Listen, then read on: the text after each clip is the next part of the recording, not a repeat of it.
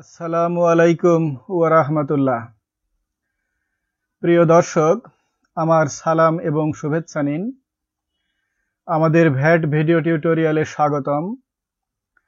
আশা করি ভালো আছেন। আজ আমাদের 22তম সেশন, 22nd সেশন। গতকাল আমরা ভ্যাট প্রফেশন এবং ভ্যাট ট্রেনিং নিয়ে ডিসকাশন করেছি। আমি বলেছিলাম আর একটা সেশন আমি ভ্যাট প্রফেশন এবং ভ্যাট ট্রেনিং নিয়ে ডিসকাশন করব। এরপর গতদিন আমি বলেছিলাম এরপর আমি ভ্যাট রিবেট নিয়ে আলোচনা শুরু করব। রিবেট ভ্যাট সিস্টেমের একটা অত্যন্ত গুরুত্বপূর্ণ বিষয়। রিবেট সংক্রান্ত জ্ঞান থাকা ভ্যাট প্রফেশনালদের খুব জরুরি।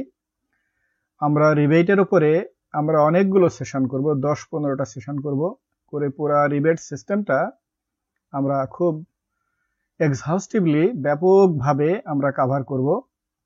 ইনশাআল্লাহ আমাদের সাথে থাকুন। আশা করি রিবেটের উপরে খুব ভালো ধারণা হবে। এখন আমরা ভ্যাট প্রফেশন নিয়ে ডিসকাশন করছি। আমরা ডিসকাশন করেছিলাম যে আমাদের দেশে প্রচুর ভ্যাট প্রফেশনাল দরকার। ভ্যাট প্রফেশনালের অভাব আছে। ভ্যাট প্রফেশনাল খুব সহজে হওয়া যায়, অল্প সময়ে অল্প বিনিয়োগে ভালো ভ্যাট প্রফেশনাল হওয়ার সুযোগ আছে। ভালো ভ্যাট প্রফেশনাল হতে হলে দরকার হলো ভ্যাট ট্রেনিং, ভ্যাট এডুকেশন অর্থাৎ পড়াশোনা, এবং ভ্যাট ডিসকাশন।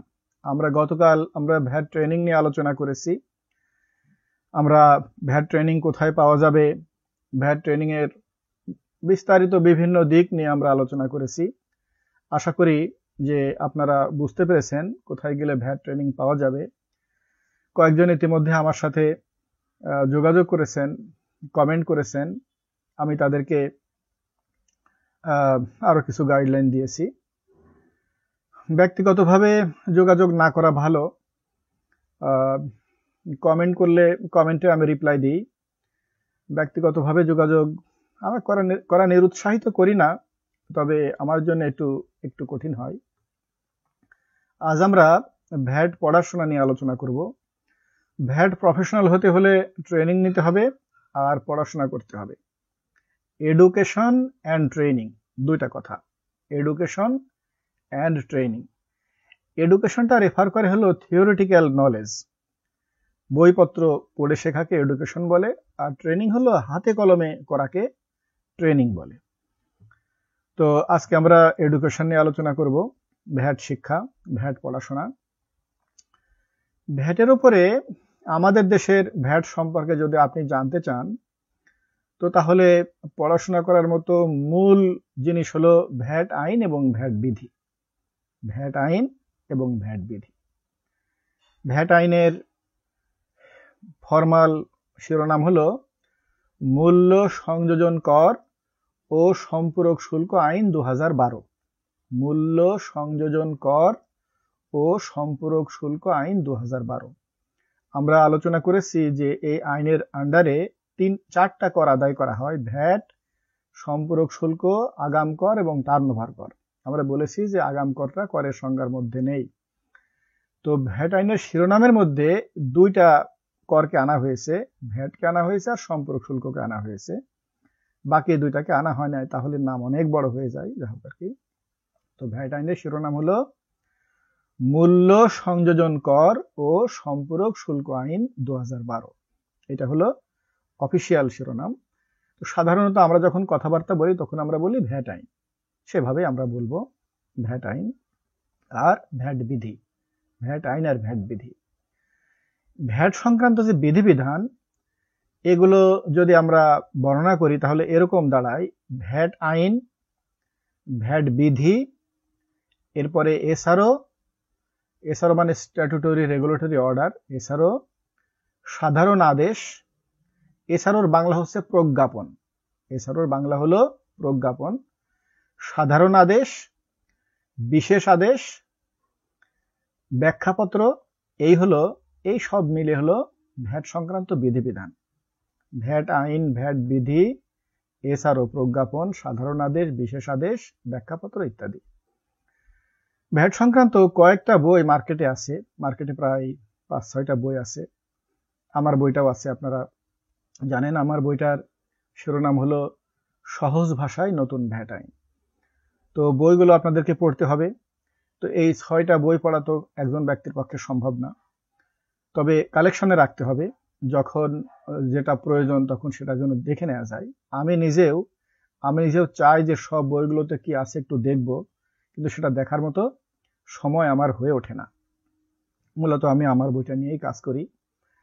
তো আমি আপনাদেরকে অনুরোধ জানাবো যে বইগুলোর দাম বেশি না, একটা বইয়ের দাম 600, 700, 800 টাকা।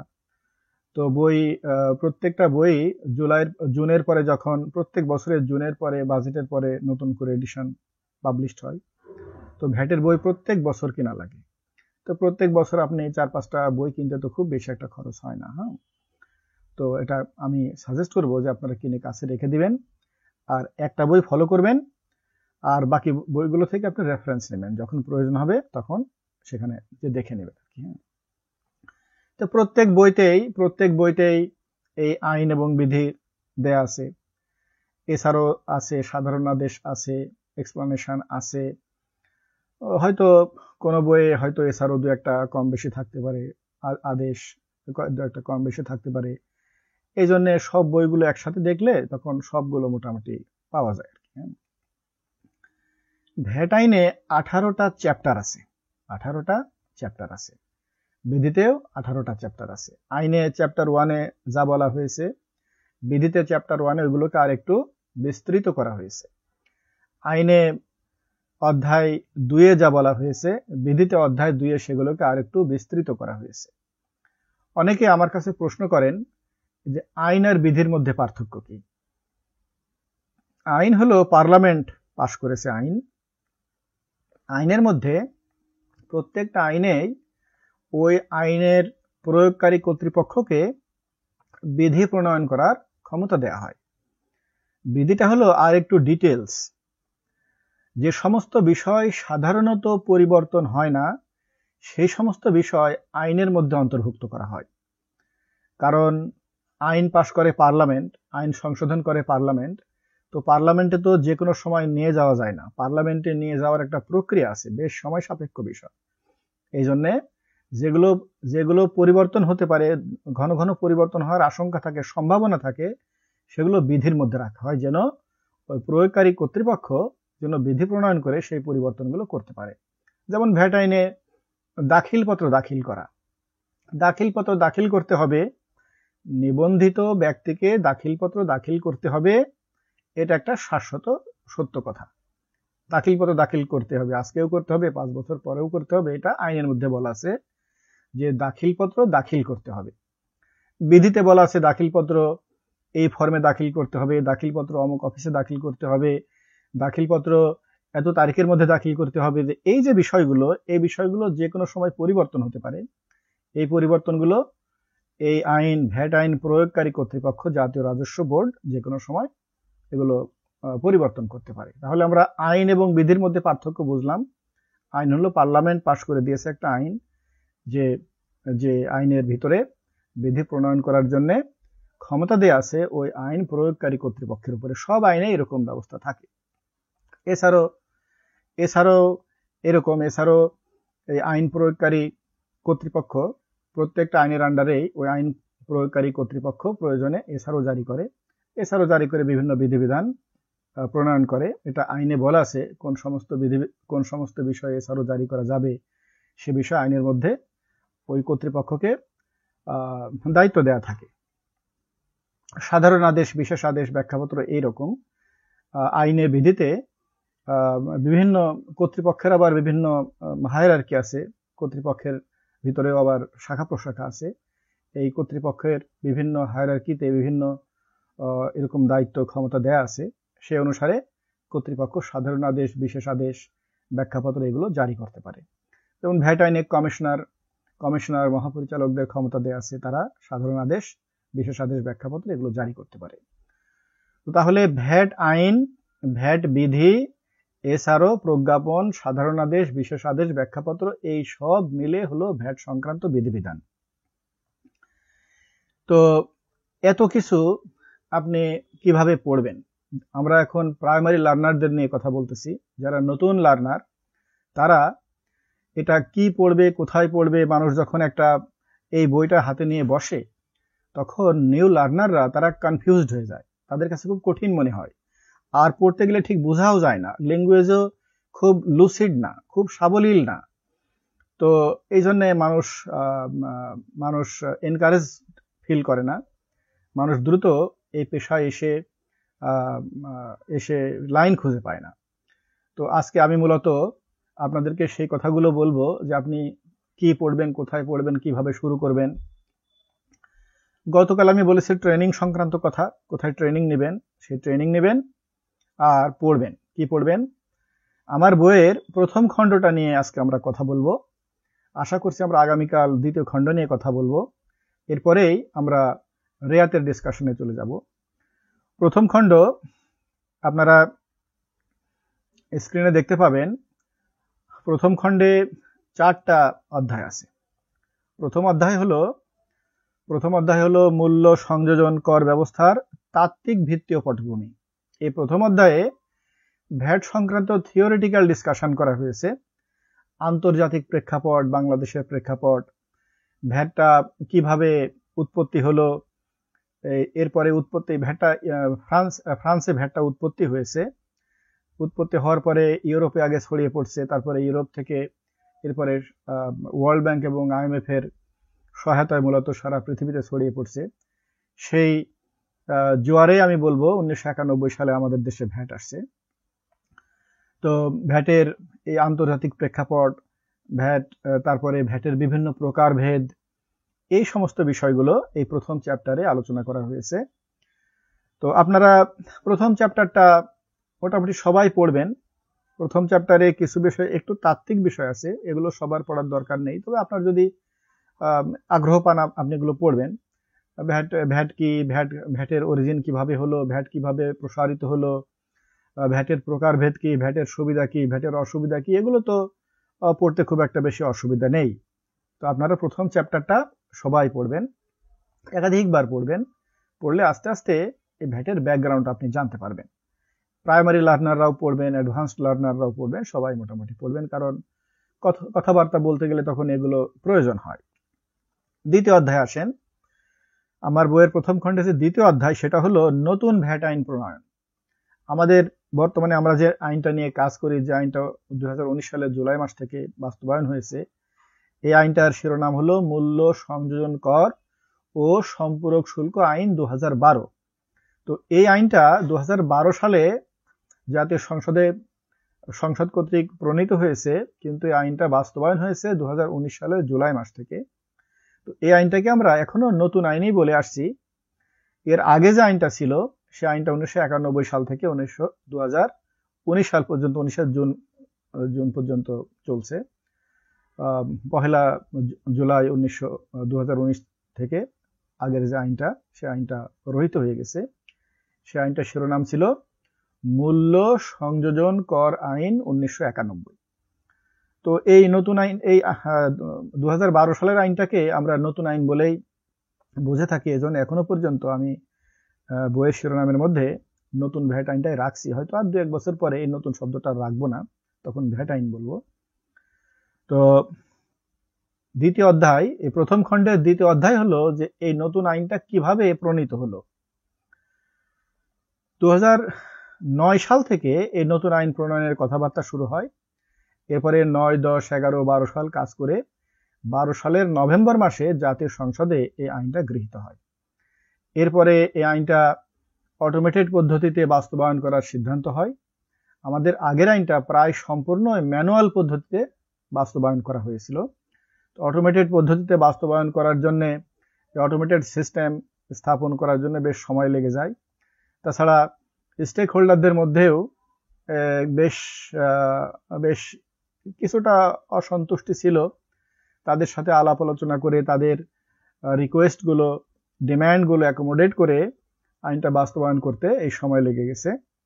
তাই 12 সালে প্রণীত হলেও 19 সালের জুলাই মাসে এসে নতুন আইনটা বাস্তবায়ন হয়েছে। এই বিষয়গুলো দ্বিতীয় অধ্যায়ে ডিসকাশন করা হয়েছে।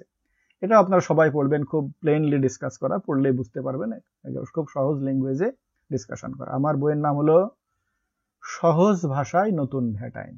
আমি সহজ ভাষাটা ব্যবহার করছি কারণ হলো আইনের ভাষা বেশ কঠিন। সবাই মনে করে যে ভ্যাট আইনটা খুব কঠিন, এই জন্য ভ্যাট আইনকে আমি সহজভাবে প্লেস করেছি মানুষকে সহজভাবে বোঝানোর জন্য। এই জন্য বইয়ের শিরোনামটা দিয়েছি সহজ ভাষায় নতুন ভ্যাট আইন। আমার আগের আইনের আন্ডারে যে বইটা ছিল সে বইয়ের নাম ছিল সহজ ভাষায় ভ্যাট, সহজ ভাষায় ভ্যাট, আর এটার নাম হলো সহজ ভাষায় নতুন ভ্যাট আইন। তাহলে আমার বইয়ের প্রথম খণ্ডের প্রথম অধ্যায় হলো তাত্ত্বিক ডিসকাশন ভ্যাট সম্পর্কে, এগুলো আপনারা পড়বেন, সবাই পড়বেন। দ্বিতীয় অধ্যায় হলো নতুন ভ্যাট আইন কিভাবে প্রণয়ন করা হলো, এটাও পড়বেন। তৃতীয় অধ্যায় হলো ভ্যাট আইন, আর চতুর্থ অধ্যায় হলো ভ্যাট বিধি। আমি আগেই বলেছি যে ভ্যাট আইনে আর বিধিতে 18টা চ্যাপ্টার আছে। এই 18টা চ্যাপ্টার প্রথমে আপনারা দেখবেন। প্রথম চ্যাপ্টার হলো সংজ্ঞা। আইন এবং বিধিতে সব মিলে প্রায় 130টার কাছাকাছি সংজ্ঞা আছে। এই সংজ্ঞাগুলো খুব ভালো করে বুঝতে হবে, তাহলে মোটামুটি আইন বোঝাটা অনেকটাই এগিয়ে যায়। তো আপনারা যখন পড়বেন, এই আইন এবং বিধি তো অনেক বেশ বড়। আমার বইয়ের মধ্যে আপনারা যারা প্রাইমারি লার্নার তারা কোন জায়গায় কিভাবে পড়বেন সেটা আমি এখন বলে দিচ্ছি। আইনের ভিতরে আছে ধারা। ধারা যেটা আইন, তার ভাষা বেশ কঠিন, তার ভাষা বোঝা বেশ কঠিন। এই জন্য আমার বইয়ে আপনি একটা জিনিস পাবেন, এইটা প্রথম পড়বেন আপনি, সেটা হলো ধারার নিচেই দেখবেন আলোচনা দেওয়া আছে, আলোচনা, এবং আলোচনা একটু কালারে লেখা। ধারাগুলো কালো কালিতে ছাপা হয়েছে আর আমার আলোচনাগুলো একটু রঙিন কালিতে ছাপা হয়েছে, ডিফারেন্সটা বোঝানোর জন্য। তো যেখানে প্রথম খণ্ডে যেখানে রঙিন কালি লেখা দেখবেন ওইগুলো আমার কথা। প্রথম খণ্ডে যেখানে রঙিন কালি লেখা দেখবেন সেগুলো আমার কথা। এগুলো সহজ ভাষায় বলা হয়েছে পাঠকদের বোঝানোর জন্য, এগুলো আগে পড়বেন। তাহলে আইনের প্রত্যেকটা ধারার নিচে নাই, যেগুলো সহজ সেগুলো আমি আলোচনা করি নাই, তবে অধিকাংশই আমি আলোচনা করেছি। ধারার নিচেই যে রঙিন কালি দিয়ে যে আলোচনা দেওয়া আছে এগুলো আপনি আগে পড়বেন। ধারাতেও তাই, বিধিতেও তাই। ধারার নিচেই রঙিন ছাপাই আলোচনা দেওয়া আছে, বিধির নিচেও সেটা দেওয়া আছে। আপনি যখন যে অধ্যায় পড়বেন ধারা শেষ করে আবার বিধিও শেষ করবেন। ধরেন আপনি অধ্যায় 3 পড়তেছেন, ধারা, আইনের ধারা। আপনি অধ্যায় 3-এ আপনি ধারা অনেকগুলো ধারা, আমি ধরে নিলাম যে আপনি সেখানে বেশ 7-8টা ধারা পেয়েছেন, সেটা আপনি পড়লেন, পড়ে তার আলোচনাটা আপনি পড়লেন, আলোচনাটাই আগে পড়বেন। এরপরে আপনি চলে যাবেন অধ্যায় 3 বিধিতে যে আবার ওইগুলো পড়বেন। আইনের ধারাতে অধ্যায় 3-এ যেগুলো বলা হয়েছে ওইগুলোকে বিধির অধ্যায় 3-এ আবার এগুলোকে এলাবোরেট করা হয়েছে। একটু আগে আমি বললাম আইনে বলা হয়েছে যে দাখিলপত্র দাখিল করতে হবে, বিধিতে বলা হয়েছে দাখিলপত্র অমুক ফর্মে দাখিল করতে হবে, দাখিলপত্র অমুক অফিসে দাখিল করতে হবে, দাখিলপত্র অমুক সিস্টেমে দাখিল করতে হবে, অমুক স্থানে দাখিল করতে হবে, এত তারিখের মধ্যে দাখিল করতে হবে। তো তাহলে আমি এখন কি বললাম, আইনের যে চ্যাপ্টারটা পড়বেন ওইটা পড়া শেষ করে আবার বিধির সেই চ্যাপ্টারটা পড়বেন। কি পড়বেন? প্রথমে পড়বেন আইনের ধারার নিচে আমার যে আলোচনাগুলো দেওয়া আছে ওই আলোচনাগুলো পড়বেন। এরপরে বিধির নিচে যে আলোচনাগুলো দেওয়া আছে সেই আলোচনাগুলো পড়বেন।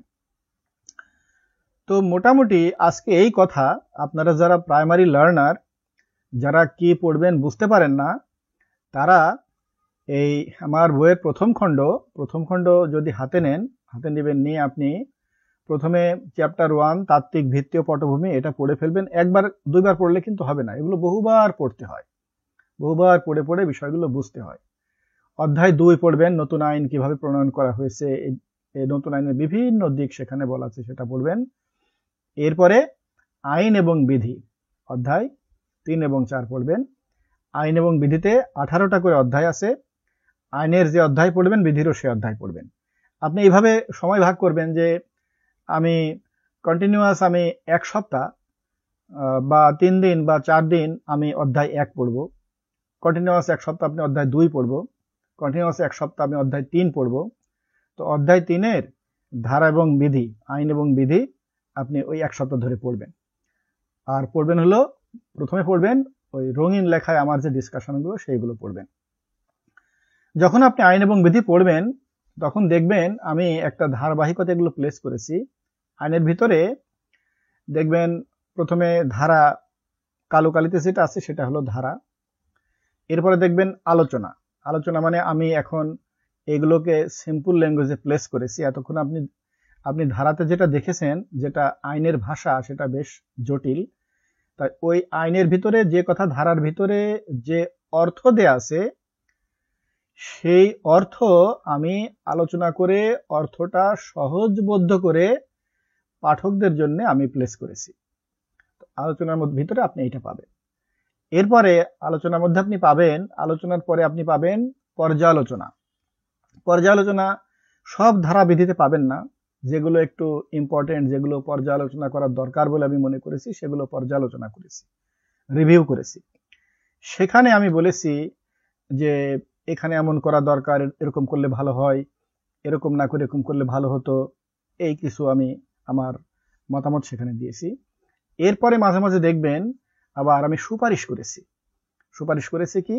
সুপারিশ করেছি যে আইনের ধারাটা এইভাবে ড্রাফটিং না করে এইভাবে করলে ভালো হতো। তাহলে প্রথমে আইনের ধারা, তারপরে আলোচনা, তারপরে পর্যালোচনা, তারপরে সুপারিশ। এরপরে দেখবেন মাঝে মাঝে আবার আছে হলো কেস রেফারেন্স। সুপ্রিম কোর্টের, মেইনলি সুপ্রিম কোর্টের, আর হলো সুপ্রিম কোর্টের তো 2টা ডিভিশন আপনারা জানেন, হাইকোর্ট ডিভিশন এবং অ্যাপিলেট ডিভিশন। সুপ্রিম কোর্টের আর হলো ভ্যাট আপিলেট ট্রাইব্যুনালের ভ্যাট সংক্রান্ত বিভিন্ন বিচারাদেশের সংক্ষিপ্ত আকারে বিচারাদেশের যে জিস্ট সেটা দেয়া আছে। যে ধারা সংশ্লিষ্ট যে বিচারাদেশ, সেই ধারা সংশ্লিষ্ট বিচারাদেশের জিস্ট দেয়া আছে আইনের নিচে। আপনার যারা প্রাইমারি লার্নার তাদের এই আইনের রেফারেন্স পড়ার দরকার নেই। যারা একটু অ্যাডভান্সড লার্নার বা যারা একটু এক্সপার্ট লেভেলে, তাদের এগুলো প্রয়োজন হয়, তাদের এগুলো মতামত লেখার জন্য, আর্গিউ করার জন্য এগুলো দরকার হয়। আর একটা কথা আপনাদেরকে বলে রাখি যে এইখানে আমার বইয়ের ভিতরে এই বিচারাদেশগুলোর জিস্ট পাবেন। এগুলো বিস্তারিত কোথায় পাবেন? এগুলো বিস্তারিত আবার আমরা ভ্যাট ফোরাম এবং ডিএলআর আপনারা অনেকেই চিনেন, ঢাকা ল রিপোর্টস। ঢাকা ল রিপোর্টস হচ্ছে বাংলাদেশের সবচেয়ে পুরাতন ল জার্নাল। সবচেয়ে পুরাতন ল জার্নাল 1949 সাল থেকে এটা শুরু হয়েছে। মরহুম ওবায়দুল হক চৌধুরী উনি এটা শুরু করেছিলেন। এখন ওনার ছেলে জনাব ইসরারুল হক চৌধুরী উনি এটা পরিচালনা করেন। তো ডিএলআর এবং ভ্যাট ফোরাম একসাথে একটা পাবলিকেশনস আছে, 30 ইয়ার ভ্যাট জাজমেন্টস। এটা টাইটেল হলো 30 ইয়ার ভ্যাট জাজমেন্ট, 30 বছরের ভ্যাটের বিচারাদেশ সমূহ। সেইখানে এই বিচারাদেশগুলো ডিটেলস আছে, একেবারে বিস্তারিত দেয়া আছে। এটা আপনারা ডিএলআর অফিসে কিনতে পাবেন, এনবিআর অফিসে যে স্টলগুলো আছে, বিশেষ করে লিটন বুকশপে আপনারা কিনতে পাবেন, ভ্যাট ফোরামে আপনারা কিনতে পাবেন। তো আইনের এইভাবে আমার বইয়ের ভিতরে আইনের গুলো এইভাবে প্লেস করা আছে। বিধিতেও এইভাবে দেয়া আছে। বিধির প্রথমে পাবেন আপনি বিধি কালো কালিতে, এরপরে পাবেন আপনি আলোচনা, এরপরে পাবেন আপনি পর্যালোচনা, তারপরে সুপারিশ পাবেন, তারপরে কখনো কখনো বিচারাদেশ পাবেন। পর্যালোচনা সুপারিশ সব বিধিতে নাই, যেখানে প্রয়োজন মনে করেছি আমি সেখানে আমি দিয়েছি। তো এখানে আপনি প্রথমে আপনি আলোচনা পড়বেন। পর্যালোচনা, সুপারিশ এগুলো আপনার যারা প্রাইমারি লার্নার তাদের পড়ার দরকার নেই। প্রাইমারি লার্নারদের জন্য আমি বলবো আপনারা প্রথম খণ্ডের প্রথম অধ্যায় তাত্ত্বিক ভিত্তি ও পটভূমি, দ্বিতীয় অধ্যায় নতুন ভ্যাট আইন প্রণয়ন, আর তৃতীয় অধ্যায় আইন এবং বিধির শুধুমাত্র আলোচনা প্রথমে পড়ে শেষ করবেন। আইনও পড়বেন না, পর্যালোচনাও পড়বেন না, সুপারিশও পড়বেন না, বিচারাদেশও পড়বেন না, কেস রেফারেন্সও পড়বেন না। আপনি শুধু পড়বেন আলোচনা, শুধু পড়বেন আলোচনা। আলোচনা বারবার বারবার পড়বেন। আলোচনাগুলো পড়লে তখন আপনি এই আইন বিধির ভিতরে কি বলা হয়েছে, অর্থটা কি, এই অর্থগুলো আপনি বুঝতে পারবেন। এর ভিতরে আপনি ট্রেনিং নেবেন, এইগুলো পড়বেন, তখন আস্তে আস্তে অর্থগুলো আপনার মাথার ভিতরে সাজাতে থাকবেন আপনি, তখন আস্তে আস্তে বুঝতে পারবেন। তারপরে আস্তে আস্তে আপনি আইন পড়বেন, পর্যালোচনা পড়বেন, এগুলো পড়বেন। এরপরে আপনি কেস রেফারেন্স দেখবেন। আর দু একটা কথা বলে আজকে শেষ করব। আইন যখন পড়বেন, আইনের ভিতরে কতগুলো জিনিস আপনি দেখবেন। ধারা 4টা একটু পরে আপনি স্ক্রিনে দেখবেন। আইনের ভিতরে একটা গঠন প্রণালী আছে। প্রথমে ধারা, তারপরে উপধারা, উপধারাকে আবার ভাগ করে করা হয়েছে দফা, দফাকে আবার ভাগ করে করা হয়েছে উপদফা। ধারার প্রথমে একটা টাইটেল থাকে, তাকে আমরা বলি শিরোনাম। ধারার প্রথমে একটা টাইটেল থাকে, সেই টাইটেলকে আমরা বলি শিরোনাম। যেমন ধারা 4, আপনার স্ক্রিনে ধারা 4টা দেখতে পাইতেছেন। ধারা 4-এর শিরোনাম হলো মূসক নিবন্ধনযোগ্য ব্যক্তি। এই ধারায় মূসক নিবন্ধনযোগ্য ব্যক্তি সম্পর্কে বলা হয়েছে। এখানে এই শিরোনামের পরে দেখেন একটা হলো উপধারা। এইখানে দেখেন 1, 2, 2টা উপধারা আছে। 1-এর আন্ডারে আবার দেখেন ক, খ 2টা দফা আছে। আবার কোন কোন সময় কর আন্ডারে আবার অ, আ এইভাবে উপদফাও থাকবে। ধারাকে ইংরেজিতে বলে সেকশন, উপধারাকে বলে সাবসেকশন, দফাকে বলে ক্লজ, উপদফাকে বলে সাব ক্লজ। তো এই হলো একটা গঠন প্রণালী। আর মাঝে মাঝে দেখবেন, যেমন আপনি ধারা 15টা দেখেন। ধারা 15টা স্ক্রিনে দেখানো হচ্ছে। ধারা 15 দেখেন, ধারা 15-র শিরোনাম হলো মূসক আরোপ। উপধারা 1, উপধারা 2, উপধারা 3। 3-এর পরে দেখেন তবে শর্ত থাকে যে, এই বলে 2-2.5 লাইন বলা হয়েছে। এরপরে আবার দেখেন আরো শর্ত থাকে যে বলে আবার 2-2.5 লাইন বলা হয়েছে। এই যে গঠন, এই গঠনকে কি বলে আইনের ল্যাঙ্গুয়েজে? একে বলে হলো, বাংলায় বলে শর্তাংশ, আর ইংরেজিতে বলে প্রভিসো। আমি দেখেন এই ধারা 15-র 3-এর নিচেই 2টা শর্তাংশ আছে। তো আমি যদি প্রথম এই শর্তাংশটাকে মিন করতে চাই, তাহলে আমি বলবো ধারা 15-এর উপধারা 3-এর প্রথম শর্তাংশ, এইভাবে বলবো। আর নিচেটা যদি মিন করি, তাহলে আমি বলবো ধারা 15-এর উপধারা 3-এর দ্বিতীয় শর্তাংশ। এভাবে আমি ওইটাকে মিন করব। তাহলে আমি এই আইনের বিধিও এরকম, বিধিতে শিরোনাম, বিধি, উপবিধি, দফা, উপদফা। শিরোনাম, বিধি, উপবিধি, দফা, উপদফা, শর্তাংশ। ধারার মধ্যে ধারার শিরোনাম, উপধারা, দফা, উপদফা, শর্তাংশ। তো প্রিয় দর্শক, আমরা আজকে মূলত আলোচনা করলাম ভ্যাট এডুকেশন নিয়ে, ভ্যাট শিক্ষা নিয়ে। আমরা গতকাল আলোচনা করেছিলাম ভ্যাট ট্রেনিং নিয়ে। ভ্যাট ট্রেনিং কোথায় পাওয়া যাবে, কিভাবে পাওয়া যাবে, কোন ট্রেনিং এর কি বৈশিষ্ট্য, কোন ট্রেনিং গ্রহণ করতে হবে। আমার মনে হয় গতকালের আলোচনা থেকে আপনারা বুঝতে পেরেছেন যে আপনার কোন ট্রেনিং নিতে হবে, কখন নিতে হবে। আজকের আলোচনা থেকে আপনি বুঝতে পারলেন যে আমার বইয়ের এই যে প্রথম খণ্ড নিয়ে আলোচনা করলাম, আগামীকাল আমরা দ্বিতীয় খণ্ড নিয়ে আলোচনা করব, তারপরে আমরা রেয়াতের আলোচনায় যাব। আজকে আপনারা বুঝতে পেরেছেন যে প্রথম খণ্ডটার কোথা থেকে আপনি শুরু করবেন, কি পড়া শুরু করবেন। যারা প্রাইমারি লার্নার, মেনলি তাদেরকে উদ্দেশ্য করে আমি এই কথাগুলো বলছি।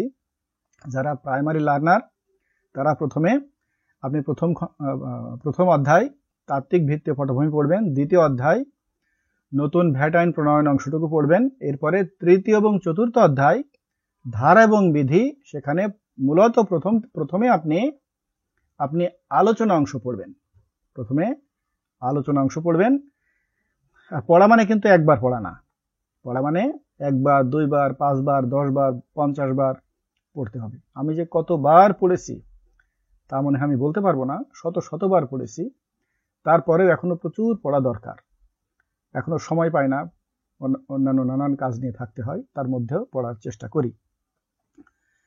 তো ভ্যাট প্রফেশন নিয়ে আমরা কথা বলছি, গতকাল আমরা ভ্যাট প্রফেশন নিয়ে কথা বলেছিলাম, আজকেও ভ্যাট প্রফেশন এবং ট্রেনিং নিয়ে কথা বললাম, আগামীকালও আমরা এটা নিয়ে কথা বলবো।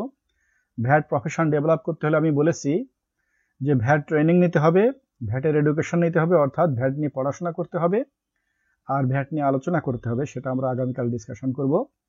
ভ্যাট নিয়ে পড়াশোনা করতে হলে মেনলি ভ্যাট আইন এবং বিধি পড়তে হবে, আর এছাড়াও আদেশ, কনসার্ন সেগুলো দেখতে হবে, যখন যেটা আপনার প্রয়োজন হবে সেটা দেখতে হবে।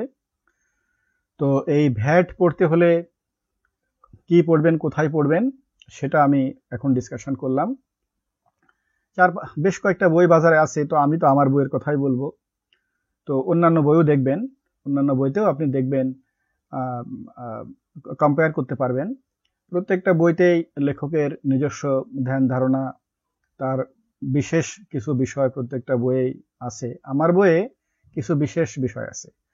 আমার বইয়ে একটা বিশেষ বিষয় হলো এই যে একটু আগে যেটা আমি বললাম, আইন এবং বিধির সহজভাবে আমি আলোচনা করেছি। এটা হলো আমার বইয়ের একটা বৈশিষ্ট্য। আমার বইয়ের আরেকটা বৈশিষ্ট্য হলো দ্বিতীয় খণ্ডে প্রায় 250 প্রশ্নোত্তর দেয়া আছে, যেটা আমরা আগামীকাল ডিসকাশন করব। 250 মতো প্রশ্নোত্তর দেয়া আছে।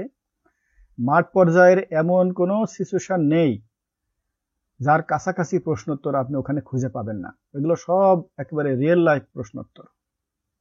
আজকে আমাকে একজন একটা কোশ্চেন করলেন, আমার এক ঘনিষ্ঠ একজন ব্যারিস্টার কোশ্চেন করলেন যে এই বিষয়টা কি হবে। আমি তখন তাকে বললাম যে আমার বই দেখেন, এই অমুক জায়গায় দেখেন এরকম একটা কাছাকাছি একটা প্রশ্নের উত্তর দেয়া আছে, আপনি একটু দেখে নেন। উনি তখন সেটা হয়তো দেখছে, এরপর আমার সাথে আর কথা হয় নাই।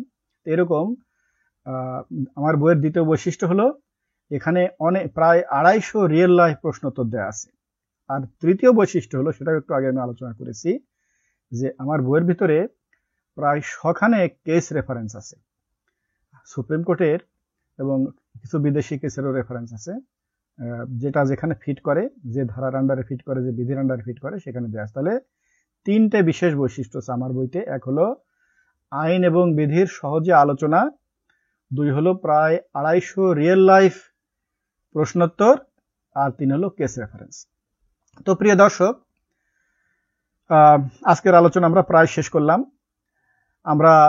আমি গতকাল বলেছিলাম যে যারা ভ্যাট প্রফেশনে আসতে চান তারা কিভাবে শুরু করবেন। বিশেষ করে আমি বলেছিলাম যে আমরা চাই যে ইয়াং যাদের বয়স 30-এর কাছাকাছি, যারা কম্পিটিটিভ পরীক্ষায় উত্তীর্ণ হতে পারেনি, এইরকম ইয়াংদেরকে আমরা এনকারেজ করি যে আপনারা ভ্যাট প্রফেশনে আসেন।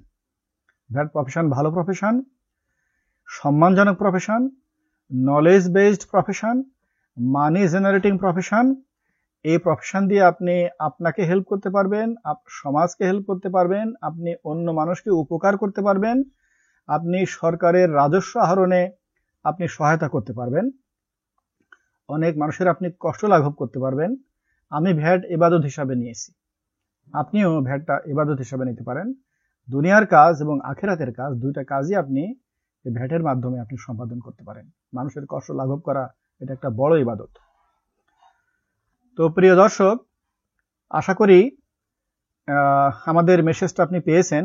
কিভাবে ভ্যাট প্রফেশনে এগোতে হবে তার বেশ কিছু ইন্ডিকেশনস আমি দিলাম। আগামী দিন আমি আমার বইয়ের দ্বিতীয় খণ্ড নিয়ে আলোচনা করব। দ্বিতীয় খণ্ডে বেশ অনেকগুলো চ্যাপ্টার আছে। এরপরে ভ্যাট প্রফেশনাল হতে হলে 3টে কম্পোনেন্ট আমি বলেছিলাম: ট্রেনিং, এডুকেশন আর ডিসকাশন। প্রশিক্ষণ নেওয়া, তারপরে পড়াশোনা করা অর্থাৎ শিক্ষা গ্রহণ করা, আর আলোচনা করা। আগামীকাল আমরা এই আলোচনা আর আমার বইয়ের দ্বিতীয় খণ্ড, যেটা পড়াশোনার মধ্যে পড়ে, সেটা নিয়ে ডিসকাশন করব। এরপরের সেশন থেকেই আমি রিবেট নিয়ে ডিসকাশন শুরু করব। রিবেটটা খুব ইম্পর্টেন্ট। রিবেটটার উপরে প্রায় 10-15টা সেশন করব। এভাবে ভ্যাটের যে ইম্পর্টেন্ট এরিয়াগুলো আছে, আমি ইম্পর্টেন্ট এরিয়ার মধ্যে ভিডিএস উৎসে কর্তন আমি অলরেডি শেষ করে ফেলেছি, কভার করে ফেলেছি। মাঝে মাঝে একটা সাবজেক্ট ধরতেছি, এরপরে রেয়াত ধরবো। রেয়াতের পরে আমি আস্তে আস্তে আবার অন্য কথাবার্তায় যাব, তারপরে আবার আরেকটা বড় সাবজেক্ট ধরবো। এভাবে প্রায় 8-10টা সাবজেক্ট আছে। আমি আজকে একটু চিন্তা করে দেখলাম যে প্রায় 150 সেশন আমার করা লাগবে এই পুরা ভ্যাট সিস্টেমটা কভার করে ফেলার জন্য। তো তাতে আমি হিসাব করে দেখলাম যে আমার এই বছরটা লাগবে। আমি যদি প্রত্যেক দিন তো একটা করে সেশন করা সম্ভব হবে না, মাঝে মাঝে গ্যাপ যাবে। এজন্য মাঝে মাঝে সময় পেলে একদিনে একাধিক সেশনও করে ফেলবো। তো মোটামুটি এই বছরের মধ্যে আমি 150 সেশন দিয়ে আমি পুরা ভ্যাট সিস্টেমটা কভার করে ফেলবো। যে কোনো পর্যায়ের লার্নার, প্রাইমারি লার্নার হোক, মিড লেভেলের লার্নার হোক, অ্যাডভান্সড লার্নার হোক, তারা বা কোনো উৎপাদনকারী হোক, কোনো ট্রেডার হোক, কোনো সার্ভিস রেন্ডারার হোক, কোনো কনসালট্যান্ট হোক, কোনো পলিসি মেকার হোক, কোনো এন্টারপ্রেনিউর হোক, তারা এই ভিডিওগুলো দেখে তারা বাংলাদেশের ভ্যাট সম্পর্কে একটা খুব ভালো একটা ধারণা নিতে পারবে। এরপরে প্রাইমারি ধারণা নিতে পারবে। আমি প্রাইমারি বলবো না, প্রায় মধ্যম লেভেলের, হায়ার মধ্যম লেভেলের ধারণা নিতে পারবে। তারপরে তার যখন যেটা প্রয়োজন হয় তখন সে কনসার্ন ব্যক্তিদের সাথে যোগাযোগ করে ট্রেনিং, কনসালটেন্সি, আদার সব সার্ভিসগুলো নিতে পারবে। আলটিমেটলি আমরা একটা সুন্দর একটা ভ্যাট সিস্টেম আমরা গড়ে তুলতে চাই। আমাদের ভ্যাট সিস্টেমে মানুষের অনেক অনেক কষ্ট, যারা ভ্যাট প্রদান করে নিবন্ধিত ব্যক্তি, তাদের সাথে আপনারা অনেকেই যারা আমার ভিডিওগুলো দেখছেন তারা অনেকেই নিবন্ধিত ব্যক্তি, তারা জানেন যে এখানে কাজ করা খুব কমফোর্টেবল না।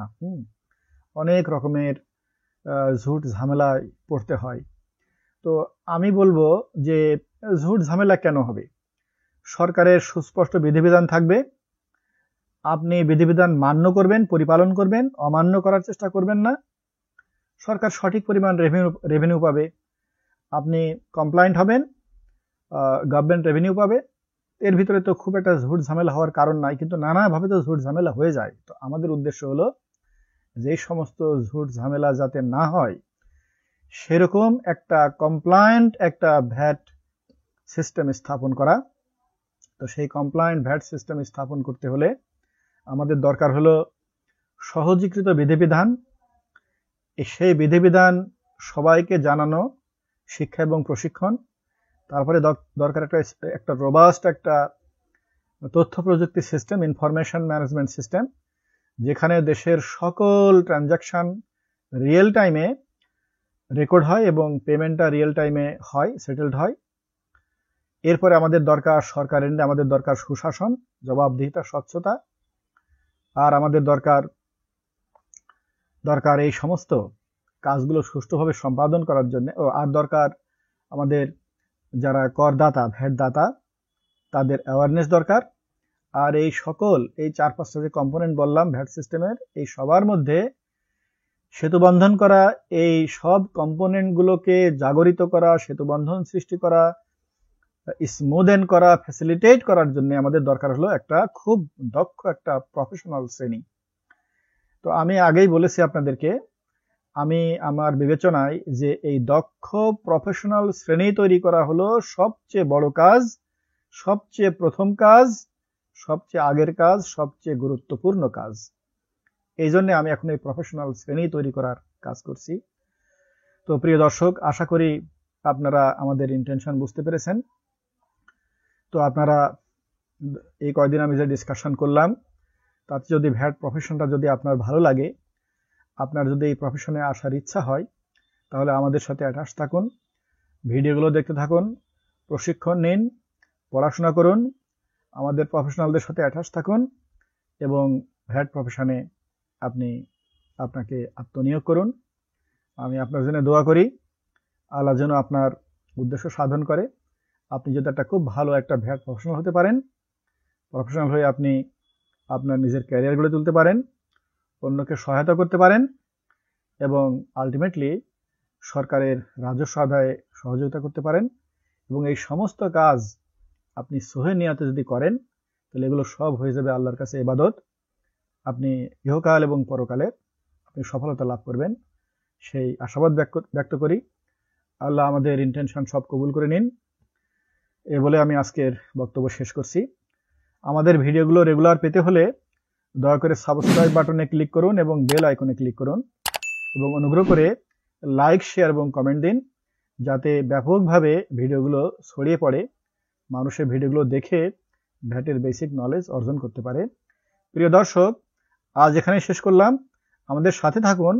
আগামীকাল আমি ভ্যাট প্রফেশন এবং ভ্যাট ট্রেনিং এর পার্ট শেষ করে পরবর্তীতে আমি যাব খুব গুরুত্বপূর্ণ একটা অধ্যায়, ভ্যাট রিয়াতে। আশা করি আমাদের সঙ্গ আপনাদের ভালো লাগবে। কোভিডের মধ্যে স্বাস্থ্যবিধি মেনে চলুন, যথাসম্ভব ঘরে থাকুন, বাইরে গেলে দূরত্ব মেনটেন করুন, সবসময় মাস্ক পরিধান করুন, অন্যদেরকে উৎসাহিত করুন। আজ এখানে শেষ করলাম। অনেক ধন্যবাদ। খোদা হাফেজ। আসসালামু আলাইকুম ওয়া রাহমাতুল্লাহ।